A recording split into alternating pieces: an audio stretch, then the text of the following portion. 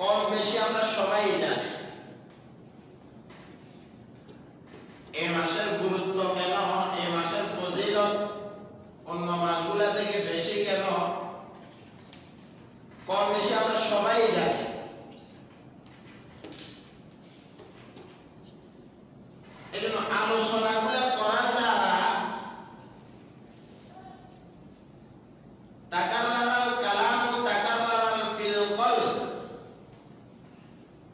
বিষয় জানার পরও এটা যদি বারবার আলোচনা হয়, এটা কলবের মাঝে বসে।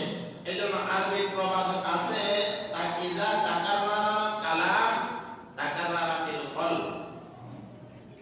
যখন কোন একটা বিষয় তাকরার করা হয়, মুযাকারা করা হয়, আলোচনা করা হয়, তাহলে এটা কলবের মাঝে বসে যায়। এই জন্য রবিউল আউয়াল মাস সবচেয়ে বড় দামি হওয়ার পিছনে যে কারণ, অন্য সব কারণ বাদ দিলাম, সবচেয়ে বড় কারণ হচ্ছে সাইয়্যিদুল আম্বিয়া খাতামুন নবিয়্যিন সাইয়্যিদুস সাকালাইন ইমামুল মুরসালিন শাফিঈ আযম রাসূল আকরাম হাবিবে কিবরিয়া আশরাফুল আম্বিয়া সাইয়্যিদুল আম্বিয়া দো জাহানুল আম্বিয়া জনাব হযরত মুহাম্মদ সবাই বলে সাল্লাল্লাহু আলাইহি ওয়াসাল্লাম দুনিয়াতে আগমন করেছেন। এর থেকে বড় খুশির খবর, বড় বড় সুসংবাদ আর কিছু হতে পারে না। আমরা যারা আল্লাহ রাসূলের উম্মত, আমরা যারা শেষ নবীর উম্মত, শেষ উম্মত, রাসূল বলেছেন আনা খাতামুন নাবিয়্যিন লা নাবিয়্যা বা'দ, আমি শেষ নবী, আমার পরে আর কোন নবী আসবে না। হযরত ঈসা আলাইহিস সালামকে আল্লাহ তাআলা আসমানে উঠিয়ে নিয়ে গেছেন, আসমানে নিয়ে গেলেন। তিনি কিয়ামতের আগে দুনিয়াতে আবার আসবেন। এর মানে এই নয় যে তাকে নতুন করে আবার আল্লাহ তাআলা পাঠাইছেন।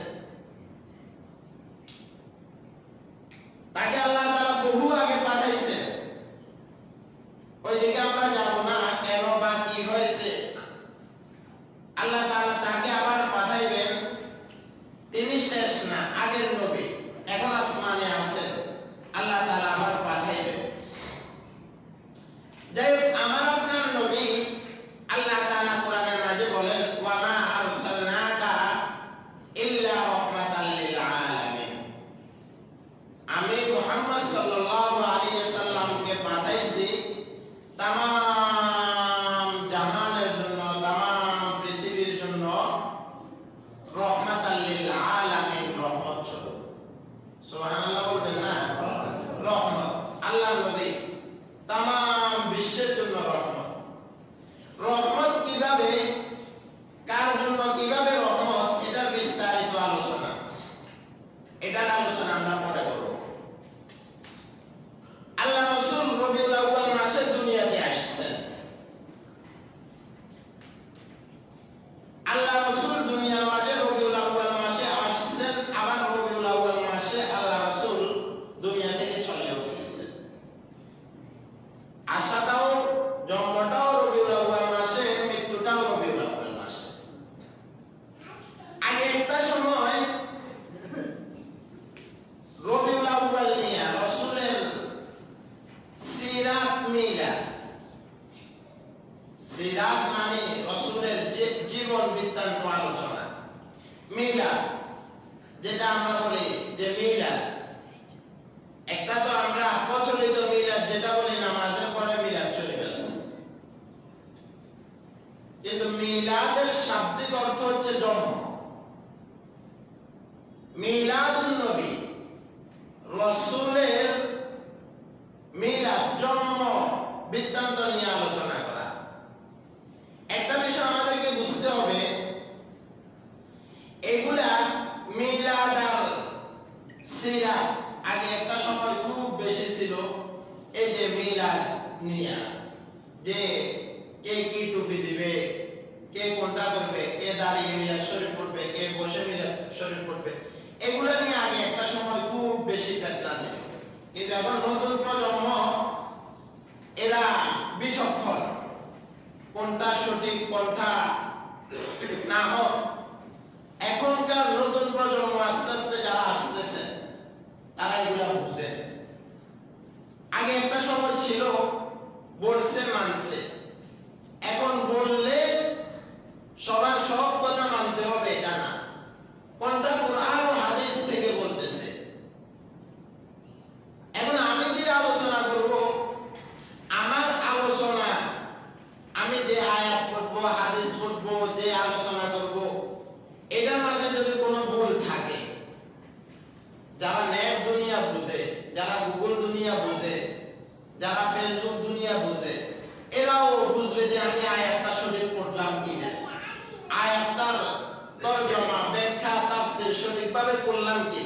সে বুঝুক আর না বুঝুক, অন্তত মোবাইল হাতে নিয়ে সে আয়াত নাম্বার দিয়ে আয়াতের বাংলা তর্জমা সে পাবে, আয়াতের শানে নজুল সে পাবে। যাই বলতেছিলাম রসুলের মিলাদ নিয়ে, রসুলের জন্ম, রসুল দুনিয়াতে আসাটা তামাম জাহানের জন্য রহমত, তামাম জাহানের জন্য কি ভাই? রহমত। এখন মিলাদটা কি আর সিলাদটা কি? মিলাদ জন্মটা মানুষের একদিনে হয়, জন্মটা মানুষের কয় দিনে হয় ভাই? একদিনে। আসলে কিছু বিষয় আমরা অনেক সময় বুঝি না, অনেক সময় বুঝলেও আমরা বেখেয়ালে থাকি। একটা হচ্ছে মিলাদ আর একটা হচ্ছে সিরাত।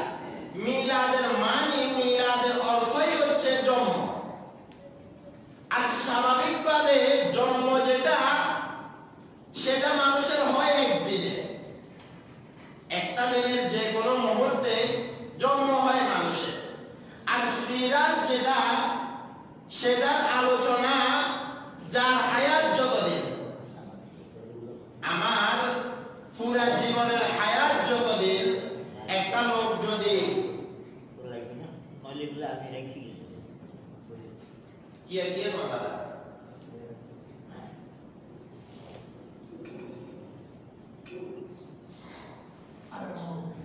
আচ্ছা, তাহলে মিলাদ আর সিরাত, সিরাত জীবন বৃত্তান্ত যেটা, সবাই একটু খেয়াল করবেন, সিরাত জীবন বৃত্তান্ত যেটা, সেটা হচ্ছে আমার হায়াত যদি 50 বছর হয়, কারো হায়াত যদি 60 বছর হয়, কারো হায়াত এভাবে, যার হায়াত যতদিন হবে, সে জন্মের পর থেকে মৃত্যুর আগ পর্যন্ত পুরা জীবনের হায়াতটাকে তার জীবন বৃত্তান্ত সিরাত বলে। তাহলে আমাদেরকে বুঝতে হবে জন্মের মাঝে, জীবন বৃত্তান্তের মাঝে, সিরাতের মাঝে আমার একদিনের মিলাদটা থাকে, জন্মের কাহিনীটা থাকে। কিন্তু আমি যদি শুধু মিলাদ নিয়ে, জন্ম নিয়ে আলোচনা করি, তাহলে জন্মের পর থেকে আমার মৃত্যুর আগ পর্যন্ত যে হায়াতগুলো অতিবাহিত হয়েছে, এগুলার মাঝে, এগুলার আলোচনা মিলাদের মাঝে আসবে না। কিন্তু দেখবেন একটা ব্যক্তির যখন আলোচনা করা হয়, তাহলে আলোচনা করা হয় এভাবে যে অমুক অমুক সম্ভ্রান্ত পরিবারের, মুসলিম পরিবারের, অমুকের ওরসে, অমুক দিনের অমুক মুহূর্তে সে দুনিয়াতে আসছে। এরপরে তার শিশুকাল, তার বৃদ্ধকাল, তার যৌবনকাল, তার শিক্ষকতা কাল, এভাবে সে কোন জায়গায় কি লেখাপড়া করছে, এগুলা বিস্তারিত আলোচনা করে। তাহলে করার আগে তার মিলাদ জন্মটা কিন্তু আলোচনায় নিয়ে আসছে। কথা বুঝেন নাই মনে হয়? জন্মটা কি নিয়ে আসছে? আলোচনায় নিয়ে আসছে। আর যদি আমি শুধু জন্ম নিয়েই আলোচনা করি, তাহলে আমার 60, 70, 80 বছরের যে কাজ, যে বিশাল পরিমাণের পরিধি দিনই কাজ, এটা কিন্তু মিলাদে আসবে না, জন্মে আমার আসবে না। হ্যাঁ, এখন আমাদেরকে বুঝতে হবে রাসূলের মিলাদটা, জন্মটা কেমন ছিল। মিলাদ নিয়ে, রাসূলের মিলাদ নিয়ে, আপনার মিলাদের মাঝে পালনীয় কোনো কিছু নেই। রাসূলের জন্মের মাঝে আমরা কিছু পালন করতে পারবো, উম্মত কিছু পালন করতে পারবে, আমরা কাঠকড়াবাসী কিছু পালন করতে পারবো, এটা কিছু নেই। হ্যাঁ, এতটুকু আমরা করতে পারবো, রাসূলের মিলাদটা নিয়ে, জন্মটা নিয়ে আমরা আলোচনা করতে পারবো। আলোচনা করার দ্বারা আমাদের ফায়দা কি হবে? রাসূলের প্রতি যে পরিমাণ মহব্বত ছিল, মহব্বতটা আরো আমাদের অন্তরের মাঝে বাড়তে থাকবে। সুবহানাল্লাহ, সুবহান। এখন এই মিলাদটা কেমনে হলো, রাসূলের জন্মটা কিভাবে হলো, এটা আমাদেরকে বুঝতে হবে। আম্মা জান আমিনা রাদিয়াল্লাহু তাআলা আনহা বলেন যে আল্লাহ রাসূল যেদিন দুনিয়াতে আসবেন, সাধারণত আমাদের মা বোন যারা থাকে, আমরা যাদের ওরস থেকে দুনিয়াতে আসছি, আমাদের মারা 10 মাস, 10 দিন বা 9 মাস এভাবে লাগাতার, আমি যখন মায়ের গর্ভে আসার পর থেকে আমি দুনিয়ার জমিনে আসা পর্যন্ত, দুনিয়ার আলো বাতাস দেখার আগ পর্যন্ত পর্যন্ত আমার মা এভাবে একের পর এক হয়তো একদিন খানা নাই, একদিন ঘুম নাই, একদিন এক এক প্রকারের অশান্তি, এক এক প্রকারের কষ্টের মাঝে তার জীবনটা, তার হায়াতটা এভাবে কাটতে থাকে। এমনও তো হয় সবার সাথে একসাথে খানা খাইতে বসে, হঠাৎ খানার লোকমা মুখের দিকে যায় না, হাতটা উপরের দিকে উঠে না কেন? ওই যে আমি যখন আমার মায়ের পেটের মাঝে ছিলাম, আমি এমন ভাবে আমার মায়ের পেটের মাঝে লাথি দিই, ওই সময় আমার মা মনে হয় যে তার জীবনটা ওই সময় সঙ্গে সঙ্গে বাইরে হয়ে যাবে। এভাবে আমরা সন্তানরা দুনিয়ার মাঝে আসছে। কিন্তু আল্লাহ রাসূলের আম্মা জানের গর্ভে যতদিন ছিল, মা আমিনা রাদিয়াল্লাহু তাআলা আনহা বলেন, আমি কোনোদিন এক মুহূর্তের জন্য অশান্তি অনুভব করি নাই। ভাই সুবহানাল্লাহ বলতে না, একটু সুবহানাল্লাহ বলতে হইব, আলহামদুলিল্লাহ বলতে হইব, আল্লাহু আকবার বলতে হইব না। আমি আলোচনা করি, অবস্থানে আলোচনা করি না, কোন জায়গায় আলোচনা করি, আমরা একটু কথাবার্তা বলতে হইব ইনশাআল্লাহ। তাহলে বলতেছিলাম জন্মটা নিয়ে আলোচনা করা যায়, আলোচনা করতে পারে, আলোচনার দ্বারা আমাদের ঈমান আরো মজবুত হতে পারে। শুধু তাই না, আমিনা রাদিয়াল্লাহু তাআলা আনহা বলেন, আমার সন্তান মুহাম্মদ যেদিন দুনিয়াতে আসবেন, আসার সঙ্গে সঙ্গে আমি দেখতে পেলাম, আল্লাহু আকবার আল্লাহু আকবার, রাসূল দুনিয়ার মাঝে আসবেন, রাসূল দুনিয়ার মাঝে আসছেন। মা আমিনা রাদিয়াল্লাহু তাআলা আনহা বলেন, আমি সামান্য একটু ব্যথাও অনুভব করি নাই, সামান্য একটু ব্যথাও অনুভব করি নাই। তাহলে আমরা যারা দুনিয়াতে আসছি, তাহলে আমরা দুনিয়াতে আসার সময় কি পরিমাণ কষ্ট হয়েছে, তাহলে মিলাদ নিয়ে আপনার পালন করার কিছু নাই, আলোচনা করতে পারে। শুধু তাই না, আল্লাহ রাসূল যখন দুনিয়াতে আসছেন, ওই পারস্যের রোম সম্রাটের যে রাজপ্রাসাদ ছিল, রোম সম্রাটের যে রাজপ্রাসাদ ছিল, আল্লাহ রাসূল দুনিয়াতে আসার সঙ্গে সঙ্গে তার এই বিশাল রাজপ্রাসাদ থেকে 14টা ইট সঙ্গে সঙ্গে খসে জমিনের মধ্যে পড়ে গেছে। সে তো আশ্চর্য, এটা কিভাবে সম্ভব? আমার এই রাজপ্রাসাদ এত মজবুত, কোনো ভূমিকম্প নাই, হাওয়া নাই, বাতাস নাই, এই 14টা ইট কেন জমিন থেকে আমার এই রাজপ্রাসাদ থেকে খসে পড়ে যায়? যখন তালাশ করতে করতে সব কিছুর ইতিহাস জানতে পারলো যে অমুক সময় অমুক মুহূর্তে আরবের মাঝে মুহাম্মদ নামে একটা সন্তান দুনিয়ার মাঝে আসছে, সে দুনিয়ার মাঝে আসার সঙ্গে সঙ্গে আসে আরবে ওই রোম প্রাসাদের রাজপ্রাসাদ কম্পিত হলো।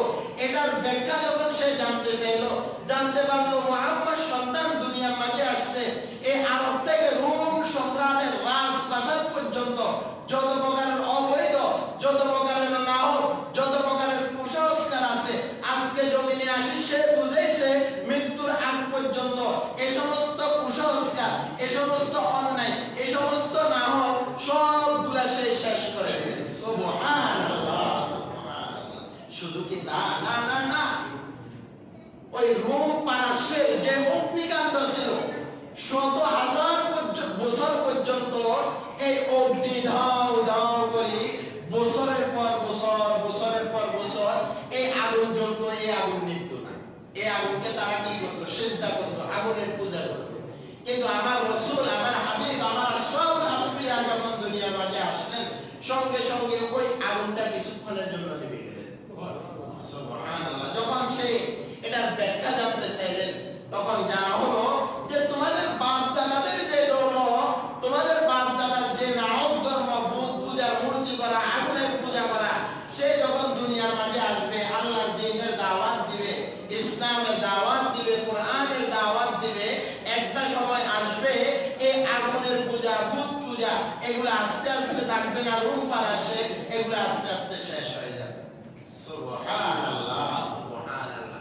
তাহলে রাসূল সাল্লাল্লাহু আলাইহি ওয়াসাল্লামের মিলাদটা জন্মটা কিছুক্ষণের হয়, জন্মটা কিছুক্ষণের হয়, জন্ম নিয়ে আলোচনা করা যায়।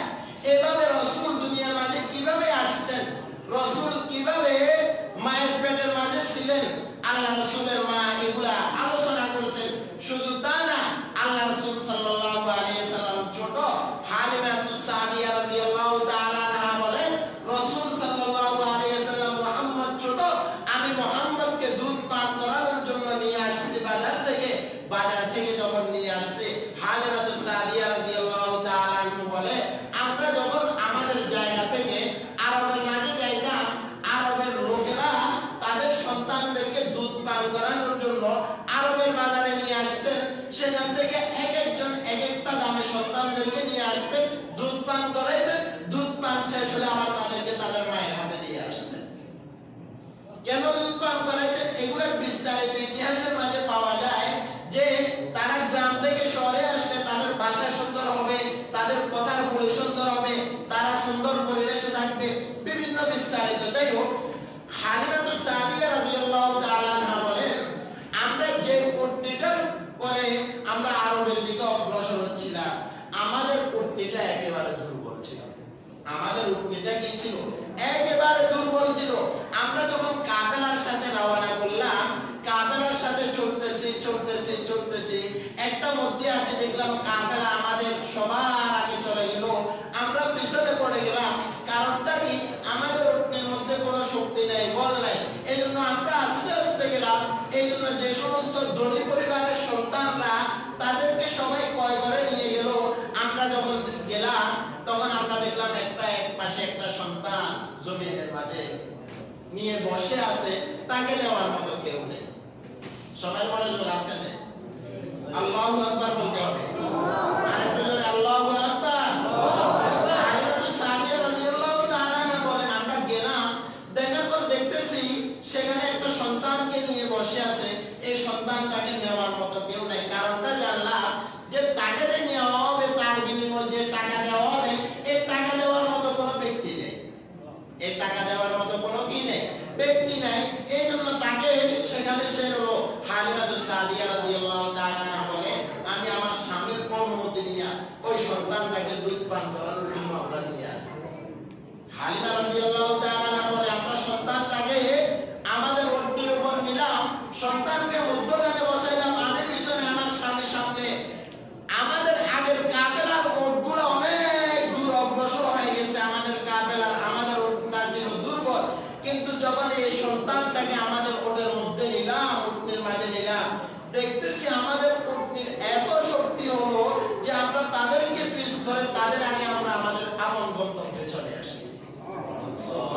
এই যে বরকত শুরু, আল্লাহ রাসূলকে নেওয়ার পর এই যে বরকত শুরু হলো। হালিমা রাদিয়াল্লাহু তাআলা আনহা বলেন, শুধু তা না, আমরা আমাদের বাসায় যে বকরিটা রেখে গেলাম, এই বকরিটা ছিল একেবারে দুর্বল, একেবারে মাযুর, তার মাঝে আমরা দুধ পেতাম না। কিন্তু আল্লাহ রাসূলকে আমরা আমাদের ঘরে নিয়ে আসার পর আমাদের এই বকরিটার মাঝে এই পরিমাণ দুধে বরকত দিল যে আমরা সবাই খাওয়ার পর দুধ বেঁচে দিই। সুবহানাল্লাহ। সিরাতের কিতাবগুলো পড়বেন, সিরাতের ইতিহাসগুলো পড়বেন, দেখবেন রাসূলটা কেমন, কোন নবীর উম্মত আমরা, কোন নবীর উম্মত। শুধু আমরা না, বিধর্মী যারা তারাও রাসূলের সিরাত পড়ে মুগ্ধ হয়েছে, তারাও রাসূলের সিরাত পড়ে মুগ্ধ হয়েছে। আজকে তো আমরা রাসূলের সিরাত থেকে অনেক দূরে, রাসূলের ইতিহাস থেকে অনেক দূরে। তাহলে বলতেছিলাম এই রাসূলের জন্ম, হালিমা রাদিয়াল্লাহু তাআলা আনহা বলে, শুধু তা না, রাসূল যখন, মুহাম্মদ যখন দুধ পান করতেন, কেমন ইনসাফ ছিল আল্লাহ রাসূলের। এক বুকের যে দুইটা স্তনের একটা দুধ পান করতেন, যখন আমি অপর স্তনের মাঝে মুহাম্মাদের মুখ দিতাম, কিন্তু মুহাম্মদ ওই দুধের স্তনের মাঝে তার মুখ দিতেন না। কেন দিতেন না? তার ভাই তো আরেকজন আছে। অতএব আমি আমার ভাইয়ের হক, আমি অবৈধভাবে, আমি আমার ভাইয়ের হক আমি গ্রহণ করতে পারি না। আমি একটা দুধ খাবো, আমার ভাইয়ের জন্য আরেকটা রেখে দেব। সুবহানাল্লাহ, সুবহানাল্লাহ। এই ছিল আমার আপনার। এইজন্য হাসান বিন সাবিত রাদিয়াল্লাহু তাআলা আনহু রাসূলের শানে কবিতা আবৃত্তি করেন, ওয়া আহসানু মিনকা লাম তারা কাত্তু আইনি, ওয়া আহসানু মিনকা লাম তারা কাত্তু আইনি, ওয়া আজমালু মিনকা লাম তালিদিন নিসাউ, খুলিকতা মুবাররাআন মিন কুল্লি আইবিন কাআন্নাকা কদ খুলিকতা কামা তাশাউ।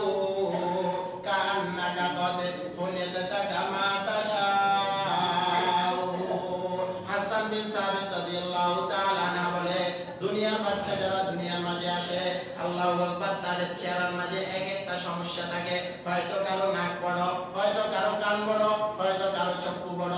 আল্লাহ রাসূল সাল্লাল্লাহু আলাইহি ওয়াসাল্লাম দুনিয়ার মাঝে আসার পর এমন একটা সন্তান দুনিয়ার মাঝে আসছে যে তার দিকে তাকায় তার নজর কেটে যায়। সুবহানাল্লাহ, সুবহানাল্লাহ।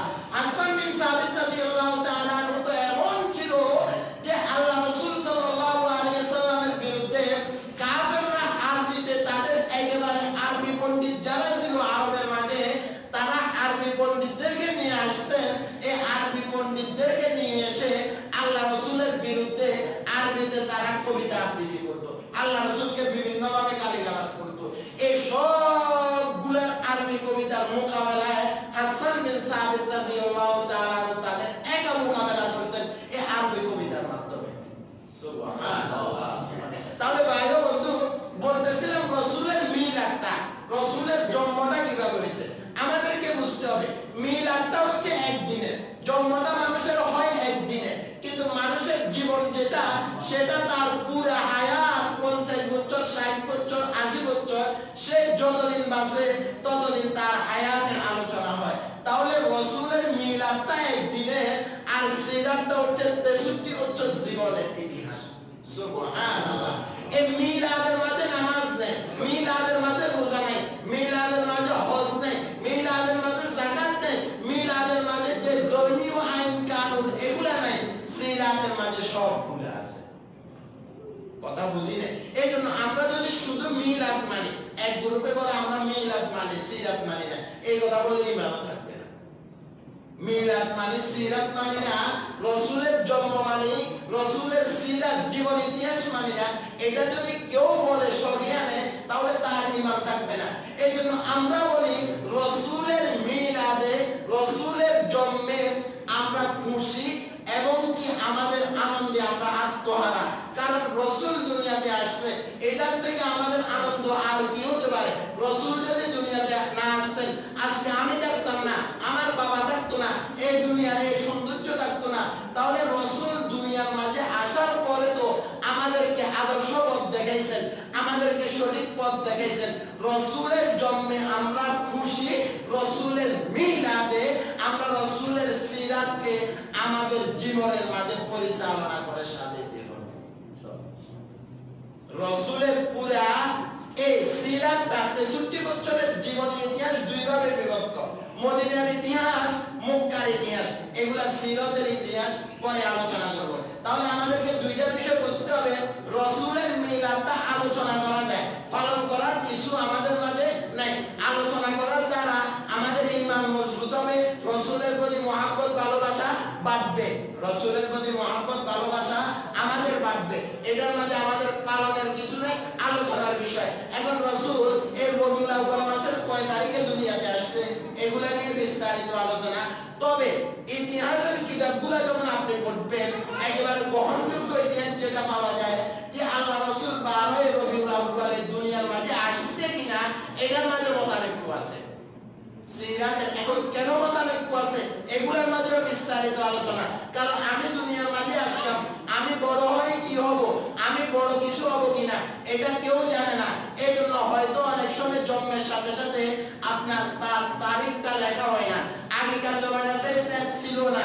এই জন্য পিছন থেকে ইতিহাস টান দিয়া এক একজন ইতিহাসবিদ, কেউ বলে 8 তারিখে রাসূল দুনিয়ায় আসছে, কেউ বলে 9 তারিখে আসছে, কেউ বলে 12 তারিখে দুনিয়ার মাঝে আসছে। রাসূলের জন্মের তারিখটা নিয়ে একটু ইখতিলাফ আছে, কিন্তু মৃত্যুর তারিখটা 16 লক্ষ সাহাবায়ে কেরামের উপস্থিতি মাঝে আল্লাহ রাসূল 12 রবিউল আউয়াল আমার দুনিয়া থেকে চলে গেছে, এটার মাঝে কোনো সন্দেহ নাই। অতএব আমরা যদি 12 রবিউল আউয়ালে আমরা যদি আনন্দ উপভোগ করি, আমরা যদি রাসূলের জন্য মিলাদ মাহফিল করি, আমরা যদি রাস্তায় রাস্তায় রেলি করি, তাহলে এটা আমাদের জন্য হবে না। কারণ কেন রাসূল 8 তারিখে আসছে না 9 তারিখে আসছে না 12 তারিখে আসছে, এটার মধ্যে মতানৈক্য আছে, কিন্তু 12 তারিখে যে দুনিয়া থেকে চলে গেছে এটার মাঝে মতানৈক্য নাই। এই জন্য একটা সন্তান যখন দুনিয়ার মাঝে আসে, এই মাসের 8 তারিখে যদি দুনিয়ার মাঝে আসে, পরের বছর এই মাসের 8 তারিখে যদি দুনিয়ার মাঝ থেকে চলে যায়, তাহলে তার মা বাবা কোনদিন ওই মাসের 8 তারিখে আনন্দ উপভোগ করতে পারে না। ওই তারিখে সে তার সন্তানের পিছনে ইতিহাস নিয়ে কান্নাকাটি করবে, সন্তানের জন্য দোয়া করবে, সন্তানের যেগুলা ছিল এগুলা তার চোখের সামনে আসবে, এগুলা নিয়ে সে কান্নাকাটি করবে। এই জন্য রাসূলের পুরা জীবনের ইতিহাসটা আমরা যখন পর্যালোচনা করি, আমরা যখন আলোচনা করি, একদিনের যে মিলাদ এটার মাঝে আমাদের পালনের কিছু নাই, আলোচনার আছে, কিন্তু 63 বছরের জীবনটা আমাদের জীবনের সাথে সাজানোর চেষ্টা করতে হবে ইনশাআল্লাহ। এই জন্য সংক্ষিপ্ত আলোচনা, আল্লাহ যদি তাওফিক দেন বিস্তারিত আলোচনা করব।